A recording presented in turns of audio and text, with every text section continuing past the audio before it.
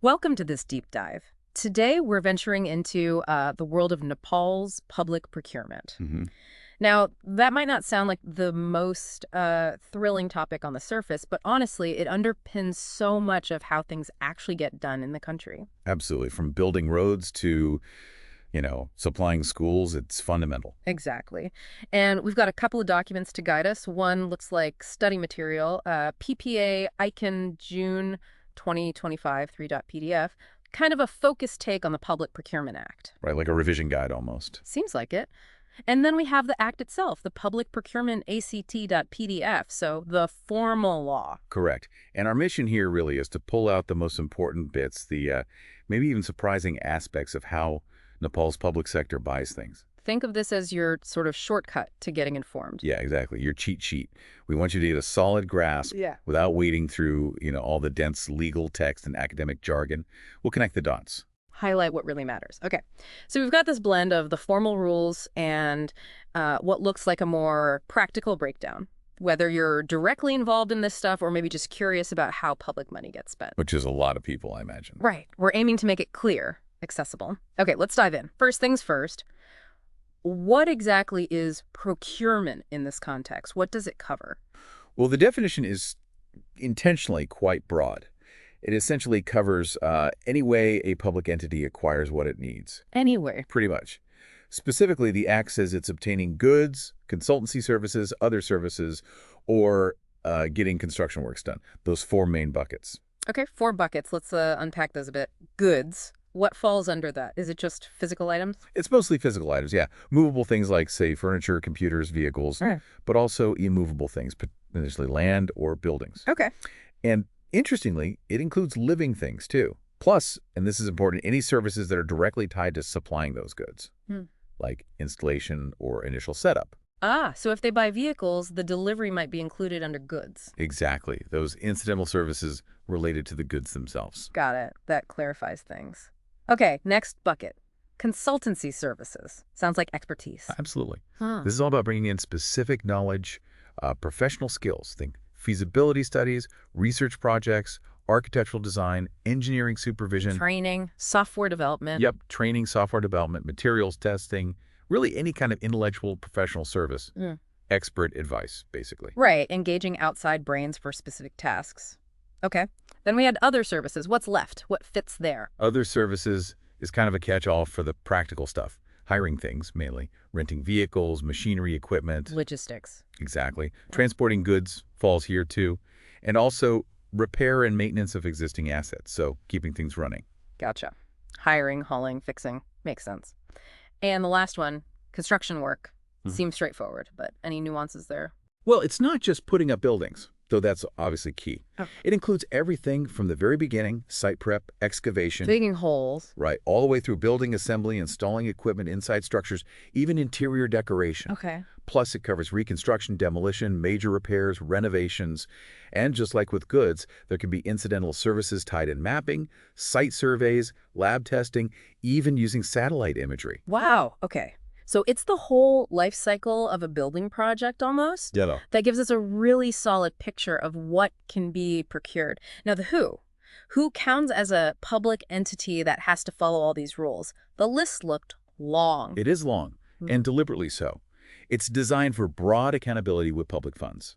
So right at the top, you have the core government structures. Like ministries? Yep, constitutional bodies, the courts, all the government ministries, secretariats, commissions, departments, and importantly, that's at both the central and the provincial levels. Okay, main arms of government. But it goes wider than that, doesn't it? Oh, definitely. It includes any corporation, company, bank, or board where the government, central or provincial, has full ownership or majority control. State-owned enterprises, essentially. Exactly. Plus various commissions, institutes, authorities, academies, boards, centers, councils, basically any similar corporate bodies set up by the government or under existing laws. So a huge chunk of government-affiliated organizations. What else? Then you've got universities, colleges, research centers that are either run by the government or get most of their funding through government grants. Educational institutions, too. Yes, public ones or heavily publicly funded ones. And, of course, local bodies, municipalities, rural municipalities. that level of government. Okay, so national, provincial, local, plus state-owned companies and public education research bodies. Anyone else? There are a couple more. Development boards formed under a specific old act, the 1956 Act, and any entity that's basically running on loans or grants provided by the government. So if public money is significantly involved, They're likely covered. And there's a final catch-all. The government can officially designate other bodies as public entities just by publishing a notice in the Nepal Gazette. they've covered pretty much all the bases then. It seems like if an organization touches public funds significantly, it's probably in. I noticed a point about some flexibility for entities lower down the chain. Yes, that's a good point. Entities that aren't those top-level ones, the constitutional bodies, courts, core ministries, they can actually create their own specific procurement rules. Oh, really? Yeah, and this is key, those rules have to align with the main Public Procurement Act. They can tailor things to their specific needs, but they can't contradict the fundamental principles or requirements of the Act itself. Subordinate rules, basically. Okay, so a main framework, but some room for operational tweaking. Got it. Let's move on to the core principles then. What are the absolute must-dos for these entities when they buy things? Well, the number one principle is simple. Any procurement must follow the procedures laid out in the Act and its associated rules. Strictly. No exceptions, no winging it. Okay, stick to the script. Pretty much. And also, any registered corporate body using government funds for purchases, they also have to largely comply with these procedures. It reinforces that consistency. Right. And what if they don't? What if they just ignore the act? The consequences sounded serious. They are. Any procurement done in violation of the Act or rules is considered legally void, invalid. Just poof. Doesn't count. Effectively, yes. Yeah. It's as if the transaction never legitimately happened. That's a huge stick to ensure compliance. No kidding. That's a massive incentive to get it right. What about the suppliers, the businesses selling to these entities? Are there general requirements for them? Yes, generally. Any one person, firm, company entering into a procurement contract needs to have a permanent account number, a PAN. Standard tax ID. Right. And usually a value-added tax, or VAT, registration certificate from the Inland Revenue Office. Yeah. These are basic requirements for formal business and tax accountability. Usually VAT registered, but I thought I saw some exceptions to that. You did. There are a few specific cases where VAT registration isn't mandatory for the supplier. Like what? Okay, so procurements of goods or construction work that are valued at less than 20,000 rupees. Pretty small value. Yeah. Also, buying goods or services that are specifically exempt from VAT under the tax laws anyway. Renting residential property is another one. Ah, house rent. Yeah. And finally, construction work that's being done by a designated consumers committee or a beneficiary community group. So for smaller jobs or community-led stuff, maybe, that seems practical. Now, something else caught my eye, a preference for goods made in Nepal. Yes, that's a significant policy point. To support domestic industry, the Act says public entities should prioritize buying goods manufactured within Nepal, Even if they cost more. even if they cost up to 15% more than comparable imported goods. 15%, that's quite a margin. It is. It's a clear advantage built in for local producers, a way to boost the national economy through public spending. Interesting, a deliberate buy local push. Now, are there any entities completely exempt from all these rules? Or maybe special situations where the rules don't quite apply? Yes, there are some defined exemptions. First, a list of specific public entities that operate in direct competition with the private sector. They get a bit more leeway. Like who? The Act lists them. Nepal Telecom, Nepal Airlines, National Trading Ltd., the Food Corporation, Nepal Khadya Sansthan, the Educational Materials Company, Janak Shiksha Samagri Kendra, Okay, big state player. right. Yeah. Also Nepal Pharmaceuticals, Nepal Aushadhi, the Ayurvedic Medicine Body, Singha Durbar Bejakana Bikas Samiti, and the Herbal Products Company, Jadbuti Upadan Tata Prasadhan. Basically, entities acting more like commercial businesses in the market. Right, so they need more operational flexibility maybe. What other kinds of exemptions? Procurements made specifically for things like trade fairs or festivals held overseas promoting customs, finance, tech abroad. Huh. That's exempt. Also, Nepali embassies and missions operating in foreign countries, their local operational purchases aren't bound by these domestic rules. Makes sense. Practical necessity, yeah. And entities licensed for aviation services, like Nepal Airlines again, they have an exemption specifically for buying aviation-related equipment or aircraft operation items. Specialized needs. Got it. Those seem like logical carve-outs. And then there were special circumstances, Sounds like emergency mode. Exactly that. Procurement needed urgently because of special circumstances follows a slightly different path. What counts as special? It's defined broadly.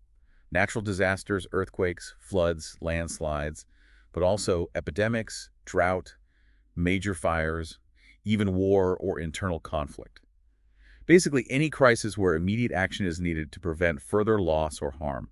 So when time is absolutely critical, what are the rules then? Does everything go out the window? Not entirely. The head of the public entity has to notify the next higher authority about the situation and the urgent need. They still have to prepare a written description of what's needed: quality, quantity, specs, timeline. Yeah. And crucially, they must try to get as much competition as is practically possible under the circumstances. That might mean getting written quotes or proposals, even from just a few sources, and negotiating a fair price. So still an effort towards competition, even if limited, and documentation. Absolutely vital. Records must be kept meticulously. They need to document the special circumstances, explain why immediate procurement was essential for public safety or interest, and justify why the standard methods couldn't be used. Right. Accountability trail. Exactly. And if a single procurement under these special rules exceeds 1 lakh rupees, About $1,000, maybe? Ballpark. roughly, yes. If it's over that, the entity has to publish a public notice about the procurement afterwards and inform the Central Monitoring Office, the PPMO. So transparency even in emergencies, especially for larger amounts. Okay, even in a crisis, there's oversight for significant spending. Good to know. Let's pivot back to the normal process then, the day-to-day procurement. Where does that whole cycle kick off? Typically, it starts organizationally. Mm-hmm. The public entity needs to set up its own dedicated public procurement unit. Okay, an internal team. Right. And then planning. Yeah. If they foresee projects lasting more than a year, or if their total annual procurement is likely to exceed 10 crore rupees, that's 100 million rupees. Significant amount. Very. Then they generally need a master procurement plan. For annual needs expected over 10 lakhs rupees, 1 million, they need an annual procurement plan which gets tied into their budget. So planning scales with the value. Right. Bigger plans for bigger spending. Makes sense. After the planning, what's the trigger for an actual purchase? The formal trigger is the procurement requisition. Basically an internal request saying, we need this specific thing. Okay. Once that's in place, the entity starts preparing the actual procurement proceedings. And that leads directly into a really critical phase, working out the detailed specifications, plans, drawings, designs, precisely defining what is being bought. Ah, the nitty-gritty. Getting the requirements right. What are the key rules when they're writing these specifications? They have to be based on objective, technical, and quality characteristics. What does it need to do? What functions must it perform? Focus on function, not form. Largely, yes. And a really important rule. Hmm. Generally, they cannot mention specific brand names, trademarks, patent numbers, specific origins, or producer names. No saying we need an iPhone. Exactly. Unless there is absolutely no other way to describe the need precisely. In that rare case, they can name a brand but must add the words "or equivalent." Ah, okay, so you could say iPhone or equivalent, if absolutely necessary. Precisely. The aim is to define the need without unfairly locking out potential suppliers who offer equivalent products under different names. It's about keeping competition open. Right. Avoid creating unnecessary barriers. What else is important when defining the need? The description shouldn't be written in a way that's intended to block qualified bidders or restrict competition unfairly. The goal is a level playing field. And specifically for construction projects, if it's technically and economically feasible, the entity should look at dividing the work into logical groups or packages and invite bids separately for those parts. Break down big projects. Yeah, makes it potentially more manageable and allows more specialized firms to bid on relevant parts. That makes sense. Okay, so you've defined exactly what you need. The next step has to be figuring out how much it should cost, right? The estimate. Absolutely. Preparing a cost estimate is vital. It's required for procurements over 1 lakh rupees, with a few exceptions for certain construction contract types. And how do they figure out that cost? What factors do they consider? Several things. Can the whole job be done under one contract, or should it be split? Might the contract need renewal later? Yeah. Are there alternatives to this purchase? What's the likely maximum time it costs to get it done? Looking ahead. Yes. Plus, they need to consider whether it makes more sense to do it all in one go or break it into separate contracts. The Public Procurement Monitoring Office can also issue guidelines on other factors to consider. And I assume the way they estimate cost differs depending on what they're buying.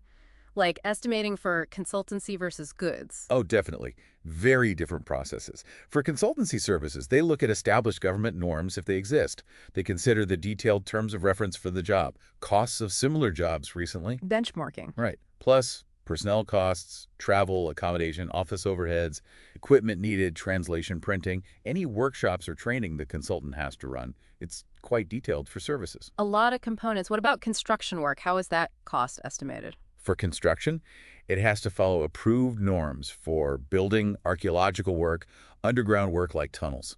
If specific norms don't exist for something, the government has to create and approve them first. It needs to be based on standardized rates. So standard engineering costings. Huh? And for just buying goods. For goods, they look at recent prices paid by their own or other public entities nearby. They check current market rates locally and maybe in other relevant markets, plus transport costs. They might even look at rates published by the local Chamber of Commerce. Market research, basically. Yep, grounded in recent actual costs and current market reality. Okay. And those other services, hiring vehicles, equipment, transport, maintenance. Right. For hiring vehicles or machinery, the head of the entity forms a small technical committee, maybe 3 experts. If they have them in-house. Right. If not, their higher-up office forms it. Here. This committee estimates the cost based on the item's specs, condition, market hiring rates, how long it's needed, fuel costs, etc. Okay.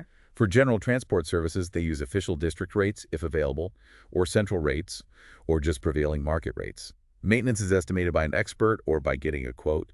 House rent and general service contracts rely on market rates and any PPMO norms. So tailored approaches again. A specific method for each category. Got it. Once they have the description and the cost estimate ready, what happens next? Do they just go ahead? No, they need formal approval first. And who approves depends on the estimated value. Ah, different levels of sign-off. Exactly. For construction, for example, an estimate up to 5 crore rupees might be approved by the chief of office at a certain level, say gazetted third-class officer. But if it's over 20 crores, it needs approval from the departmental chief, much higher up. Tiered authority based on value. Yes, and similar tiered systems exist for approving estimates for goods, consultancy, and other services. More money, more senior approval needed. Ensures proper scrutiny for bigger projects. What if the estimate turns out to be way off later, or needs a huge change? Ah, well, if the description or estimate needs an amendment that changes the cost by more than 25%. A big change. Yes. Or if the whole procurement gets messed up because the initial estimate was proven to be clearly false or erroneous, then the person who prepared it, anyone who checked or approved it, even any external advisor involved, they can potentially face punishment under the law. Wow. Real consequences for bad estimating. It underscores the need for diligence and accuracy at that stage. Definitely. Now, I saw something mentioned called a standing list. What's that about? A standing list is basically a pre-vetted roster. It's for potential suppliers, consultants, contractors, even NGOs. It's usually prepared or updated for lower value procurements. Lower value, like what kind of things?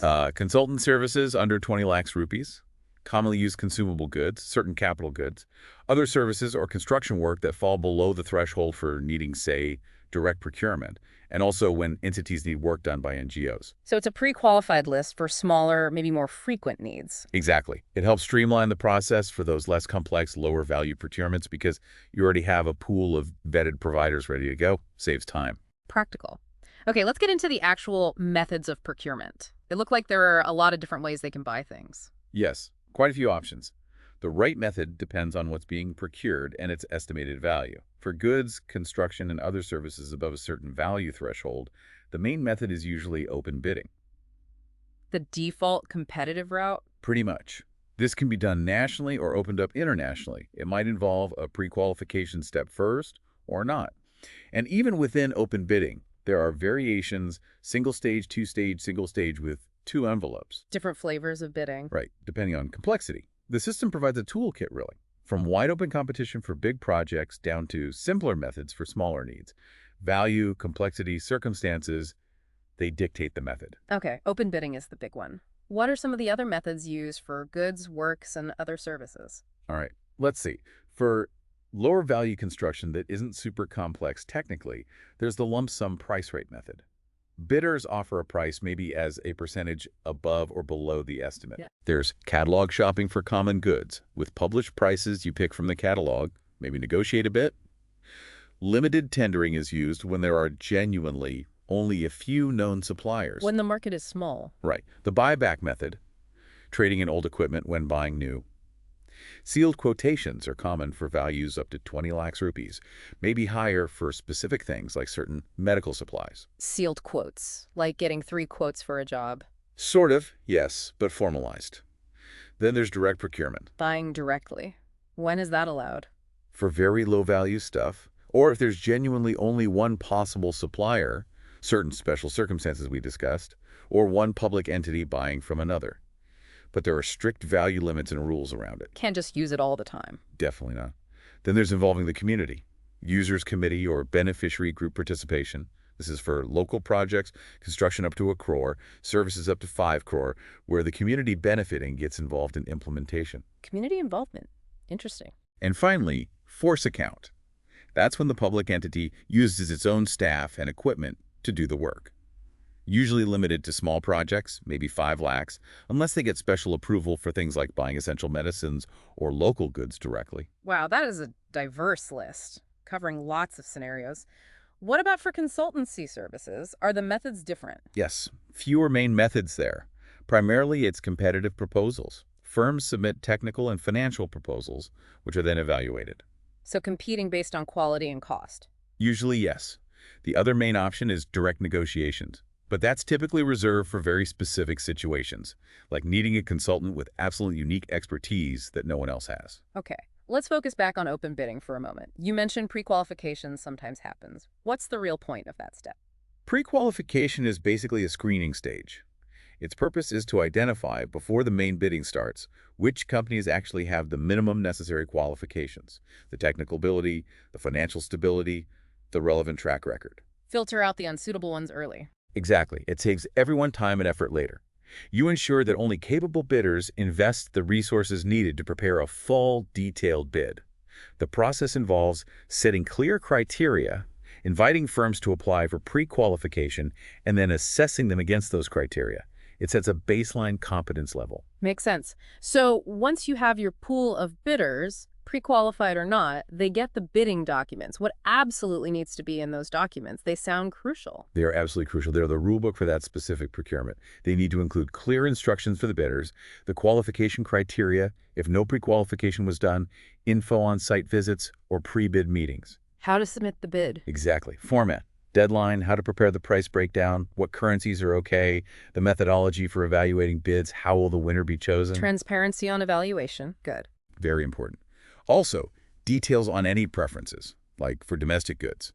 How bids will be assessed if the job is split into lots. How they'll handle any alternative technical offers from bidders. Can bidders bid for just part of the job? How long the bid needs to stay valid? The validity period. And critically, the requirements for bid security and performance security. Plus, the full terms and conditions of the actual contract they'll have to sign if they win. And info on how to challenge decisions. It's a comprehensive package. You mentioned bid security there, and it came up earlier too. Can you explain that again? What is it and why require it? Sure. Bid security, sometimes called a bid bond or earnest money, is basically a financial guarantee. Bidders submit with their bid. Like a deposit. Kind of. Its purpose is to show the public entity the bidder is serious, that they won't just back out if they win. The bidder forfeits this security if they do certain things. Withdraw their bid after the deadline, but before it expires, refuse to fix calculation errors in their bid, fail to sign the contract after being awarded, or fail to provide the required performance security on time. So it keeps them committed. Yes. If they follow through or aren't successful, they get the bid security back. It discourages frivolous bids and ensures the winning bidder intends to proceed. It protects the entity's time and process. Got it. A commitment mechanism. What about the mechanics of submitting bids and withdrawing or changing them? How long do they typically have to stay valid? Okay, submission rules are specific. Bids need to be in the specified format, signed, sealed envelope, delivered in person, by agent, or registered post courier by the exact deadline. Late bids are usually rejected unopened. Strict deadline. Very. Bidders can withdraw or modify their bid, but they need to submit a formal sealed request to do so, usually at least 24 hours before the submission deadline. Electronic submissions might have slightly different protocols. Okay, a window to change your mind, but it closes early. Right. The bid validity period itself is stated in the documents how long their offer must remain open. It starts from the submission deadline. The entity can ask bidders to extend this validity period if needed, but bidders have to agree, and they'd also need to extend their bid security. Okay. Then comes the big moment, opening the bids. Is that done publicly? Yes, absolutely. It's Heck yeah. designed as a transparent public event. Happens at the specific time and place mentioned in the documents right after the submission deadline passes. What happens at the opening? What gets read out? Key information from each bid is announced publicly and recorded. Things like the bidder's name and address, the total bid price, any unit rates, any discounts offered. The core financial stuff? Yes. Also, if they offered any alternative specs and the price for those, confirmation that bid security is included, any discrepancies noted between numbers and words in the price, whether the bid form is signed properly, any visible corrections or overriding, any special remarks the bidder added. Basically, anything relevant is read out to ensure everyone present knows what was submitted. That's transparency in action. Okay. Bids are open. Now the hard work. Evaluation. How do they sift through them? It's a staged process.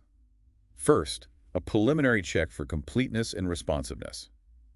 Did they submit everything required? Is it signed? Does it meet the basic administrative and technical hurdles? Basic compliance check. Right.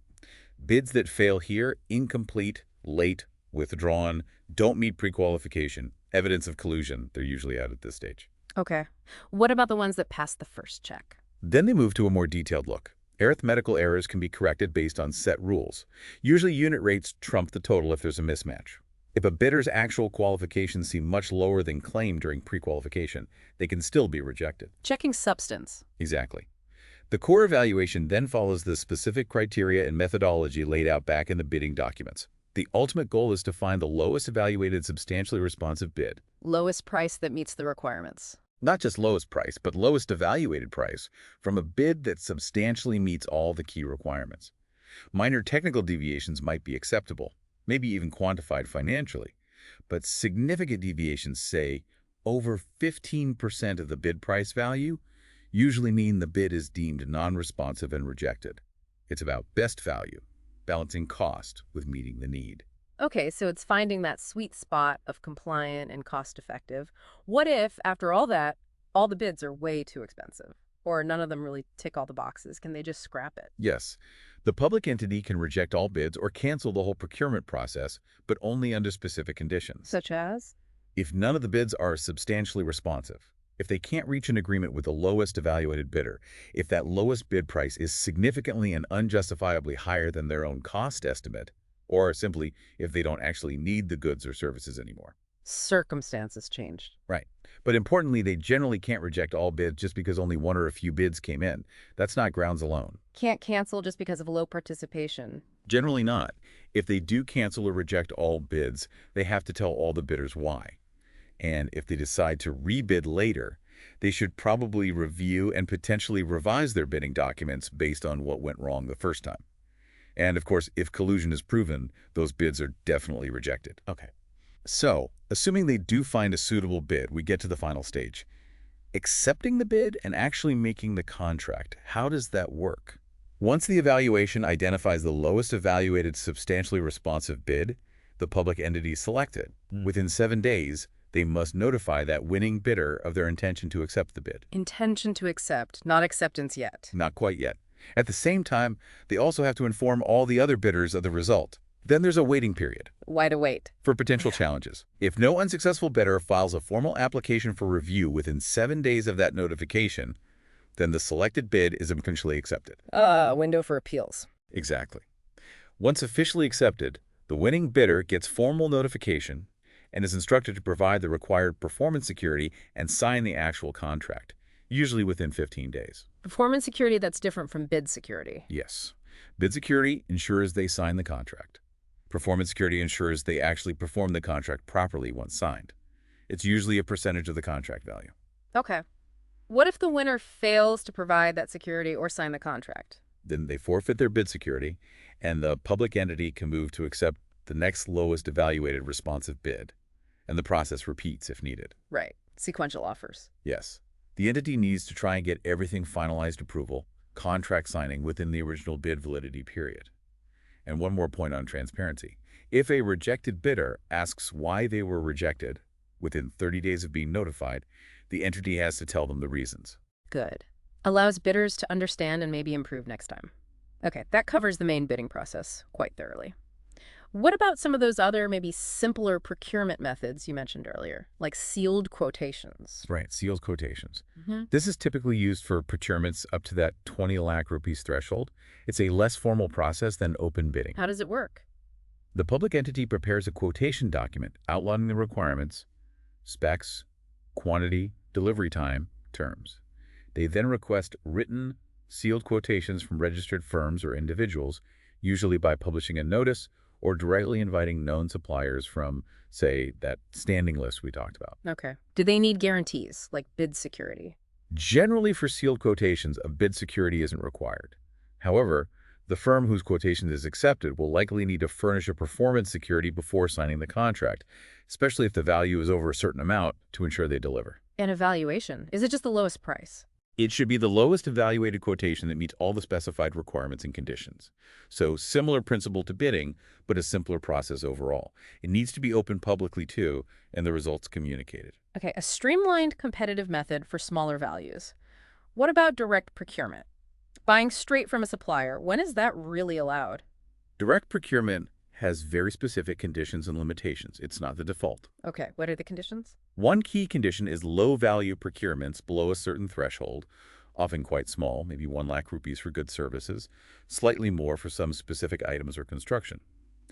Another is a genuine sole source situation. Only one supplier exists who can provide that specific good, work, or service. Like a patented item. Potentially, yes, or a highly specialized expertise. Also, those special circumstances emergencies can justify it. Procuring from another public entity is another case. Buying additional items from an existing supplier under certain conditions related to standardization or compatibility might also be allowed. But there are limits, right? You can't just keep buying directly from the same place. Exactly. There are strict value thresholds for direct procurement, like the 1 lakh limit mentioned. And crucially, there are often restrictions preventing an entity from repeatedly procuring the same type of goods or services directly from the same supplier if the cumulative value exceeds those limits within a fiscal year. You can't use it to bypass competition for recurring needs. Prevents abuse of the direct route. Got it. There was also mention of ration procurement. Is that specific? Yes, that refers to specific procedures, often outlined separately, for procuring food items, particularly for security forces like the Army or police, or for prisons, hospitals, etc. It might involve different quality checks, supply schedules, and potentially different procurement methods suited to regular food supply needs. Specialized for food logistics. Okay. And the user committees or beneficiary groups, how does that work in practice? Right, involving the community. This method is primarily for local-level projects, construction, maintenance, specific services where the community itself benefits directly. Like building a small local road or irrigation channel? Exactly. The idea is that the user committee, formed by the beneficiaries, takes responsibility for implementing the project. There are value limits currently around 1 crore rupees for construction, maybe 5 crores for certain services using participation. What are the conditions? The work should be something the committee can realistically manage. They generally shouldn't need lots of heavy equipment, though there are rules allowing limited hiring.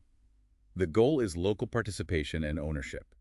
And importantly, these projects are subject to a social audit community oversight of how the funds were used and the work done. Accountability through the community itself. Interesting model. What about force account, again, the entity doing the work itself? Force account, yeah.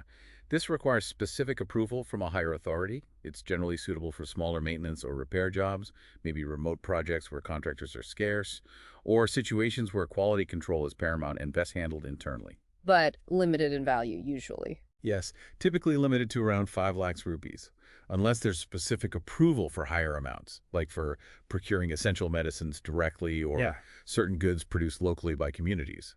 It's not meant for large-scale projects that would normally go to tender. Okay. And there were a couple of other less common methods mentioned briefly. Design contests, service contracts. Right. Procurement of designs by holding a contest, that's an option, presumably for architectural or maybe artistic design needs, where you invite submissions and select the best one based on judging criteria. Obtaining service on contract is common for things like security guard services, sanitation, cleaning, outsourcing regular operational services, and repair and maintenance has its own considerations, like how to source spare parts competitively if possible, sometimes directly from the original manufacturer if necessary for compatibility. Lots of tools in the toolbox tailored to the need. Okay, let's shift gears slightly and look specifically at procuring consultancy services. You mentioned competitive proposals as the main method. Does that involve pre-qualification too sometimes? Yes, for larger or more complex consultancy assignments, pre-qualification might be used first, similar to construction or goods. The criteria would focus on the consultant's experience, the qualifications of their proposed team, their understanding of the task, methodology, and their financial capacity. Filtering the consulting firms first. Exactly.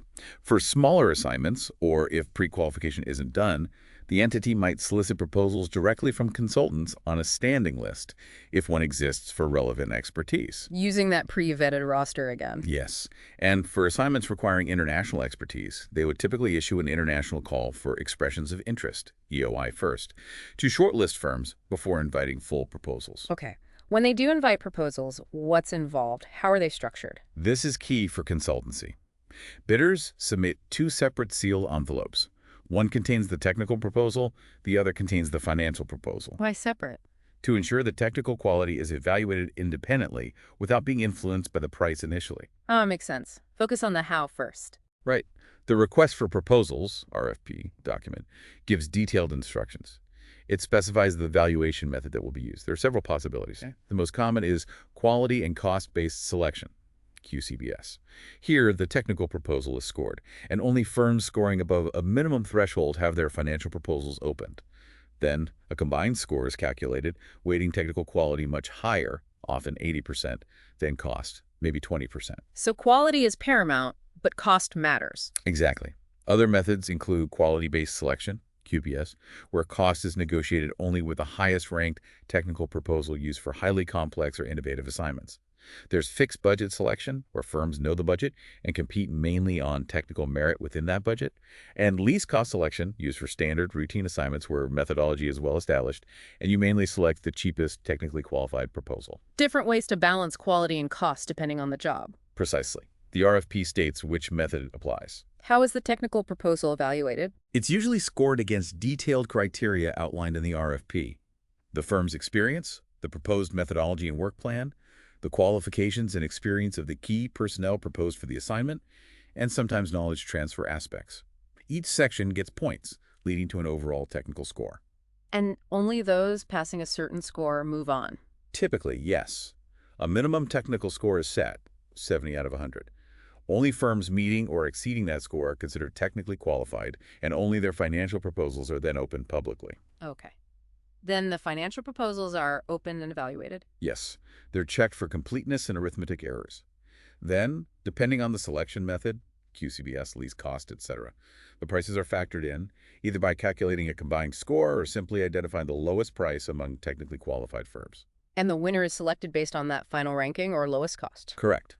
The highest ranked firm, under QCBS or QBS, or the lowest cost qualified firm, under LCS, is then invited for negotiations and contract signing. Seems like a robust process for choosing consultants. Now, once a bid or proposal is accepted, a contract is signed. Are there different types of contracts used in public procurement? Oh yes, definitely. The type of contract chosen depends heavily on what's being procured, the level of risk, and how well the scope of work can be defined up front. Okay. What types are common for, say, goods? For goods, you might have a simple supply contract for specific items. A framework or unit rate contract is common for goods needed over time where quantities aren't fixed initially. Multi-year contracts for ongoing supply needs. Sometimes more complex ones like design supply erection contracts, or even turnkey contracts where the supplier handles everything from design to commissioning. Different levels of supplier responsibility. What about construction works? Construction has quite a range too. Unit price contracts are very common, where payment is based on measured quantities of work done at agreed rates. Lump sum contracts, where a single total price is agreed for the entire defined scope good when the scope is very clear.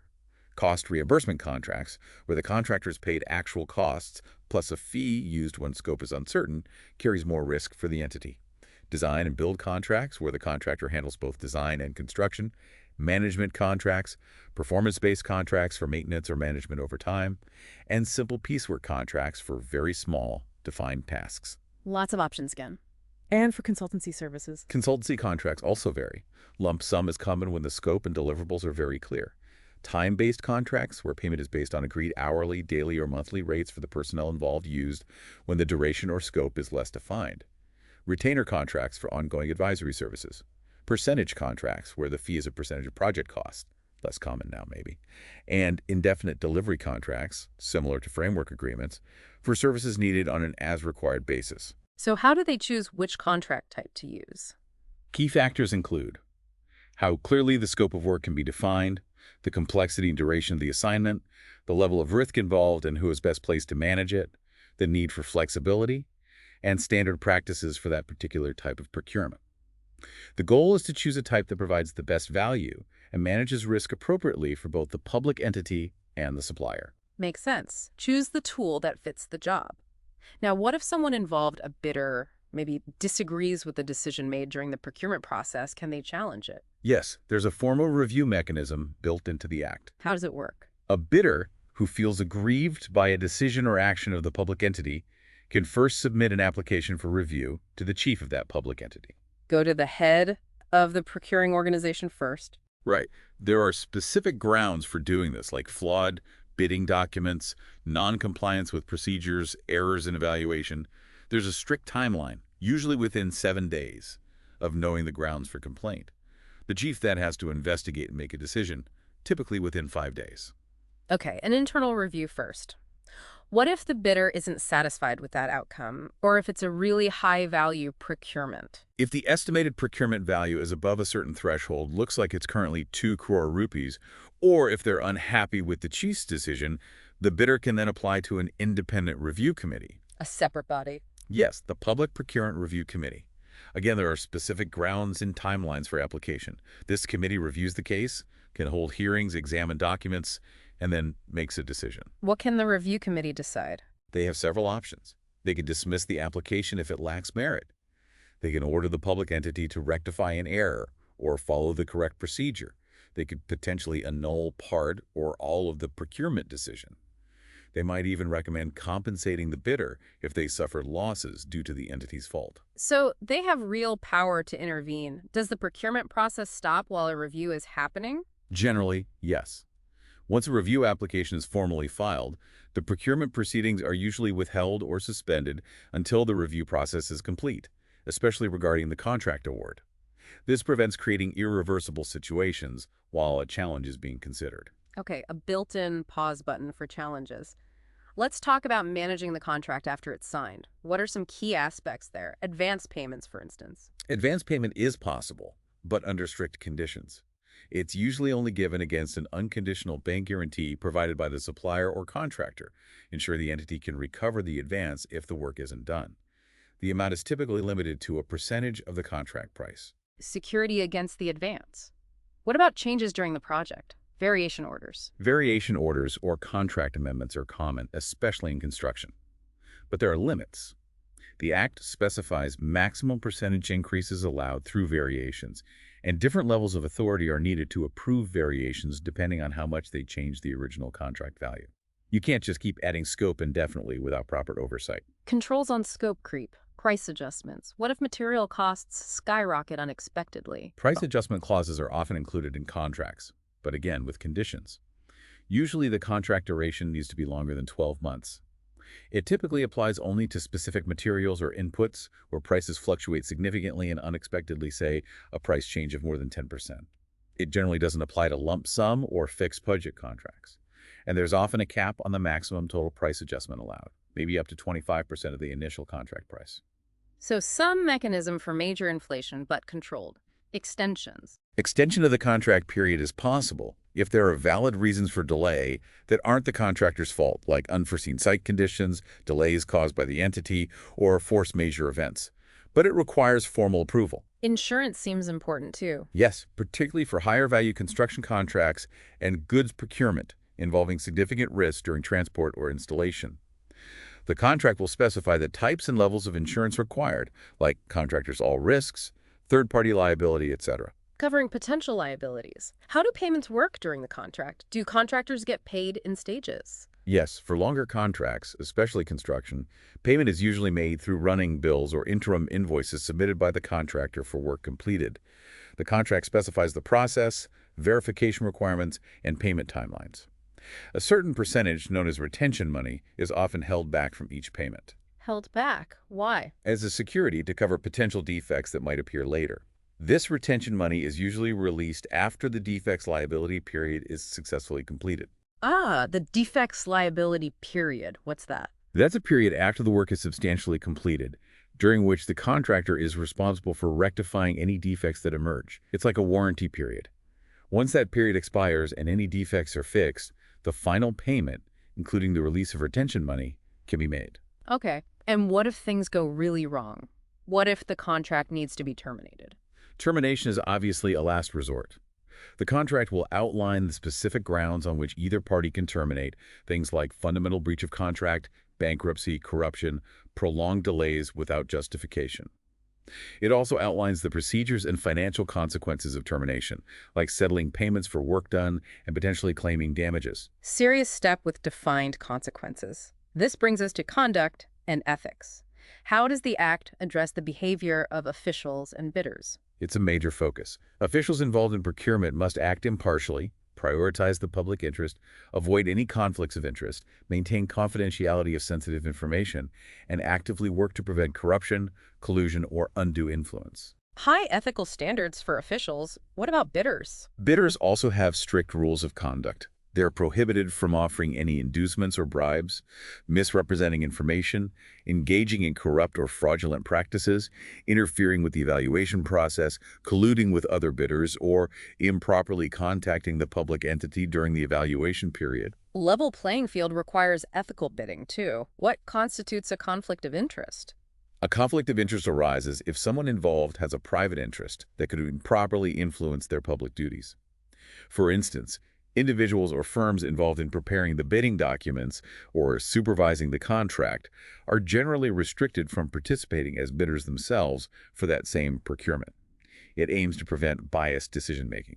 Makes sense. And if bidders or suppliers do violate these conduct rules, what's the ultimate sanction? The most significant sanction is blacklisting. Blacklisting, meaning they can't bid on future projects? Exactly. A firm or individual can be blacklisted by the Public Procurement Monitoring Office, PPMO, for a specified period, usually 1 to 3 years, sometimes longer for severe offenses. What triggers blacklisting? Several things. Violating the bidder conduct rules we just discussed, corruption, collusion, fraud, etc., failing to sign the contract after award, or failing to provide performance security, demonstrating consistently poor performance on previous contracts, being convicted of a crime that disqualifies them from procurement, falsifying qualifications or documents. A range of serious misconducts. How does the blacklisting process work? Is it automatic? No, there's a process. The public entity that encountered the misconduct submits a recommendation for blacklisting to the PPMO, along with evidence. The PPMO then notifies the accused firm, giving them an opportunity to explain their side or submit a clarification within a set time frame, usually 30 days. Due process. Yes. The PPMO considers the explanation, investigates further if needed, and then makes a final decision on whether to blacklist and for how long. Yeah. Blacklisted firms are publicly listed. There's also a process for eventual delisting after the blacklisting period expires, provided they meet certain conditions. Okay, a serious deterrent with a formal process. You mentioned the PPMO, the Public Procurement Monitoring Office. What's their overall role in this system? The PPMO acts as the central oversight and monitoring body for public procurement in Nepal. They have several key functions. Like what? Monitoring overall compliance with the Act and rules by public entities, conducting procurement audits, developing and issuing standard bidding documents, guidelines, and manuals to promote consistency, maintaining a central procurement website, and publishing a regular bulletin with procurement notices and information, collaborating internationally on procurement matters, approving lists of experts for certain tasks, and reporting to the government on the state of public procurement. They're the central hub. The watchdog and standard setter. Do public entities have to keep detailed records? Absolutely. They are required to maintain complete and systematic records of all their procurement proceedings for audit and review purposes. Transparency and accountability rely heavily on good record keeping. Okay, that covers a huge amount of ground, from defining procurement to ethical conduct and oversight. It's a really comprehensive system. It is. The acted rules aim to cover almost every eventuality, focusing heavily on process, competition, transparency, and accountability for public funds. So, wrapping up this deep dive, the key takeaway for you, the listener, is that Nepal has this incredibly detailed framework governing how public money is spent on everything from paper clips to power plants. Understanding even the basics we've covered today hopefully makes you feel more informed about a really significant part of public administration. Whether you're potentially bidding for contracts, working within a public entity, or just an interested citizen. Knowing these principles, the emphasis on competition, the different methods, the ethical rules, the review processes gives you a much better sense of how things are supposed to work. Definitely. Now, for a final thought to leave you with. This system is clearly designed for thoroughness, for fairness, for preventing misuse of funds. But think about the potential tension between such a detailed, rule-bound process and the need for efficiency and timely delivery of projects and services. Yeah, that's the perennial challenge, isn't it? Yeah, How do you balance robust oversight and checks and balances with the speed sometimes needed to get things done, especially essential public services or development projects? exactly. What are the potential benefits and maybe the drawbacks of this level of detailed regulation? Does it guarantee better outcomes, or can it sometimes hinder progress? Something to mull over. Perhaps explore specific areas that caught your interest today, or even share experiences if you've encountered the system firsthand. It's a complex balance, and how it plays out in practice is always worth considering.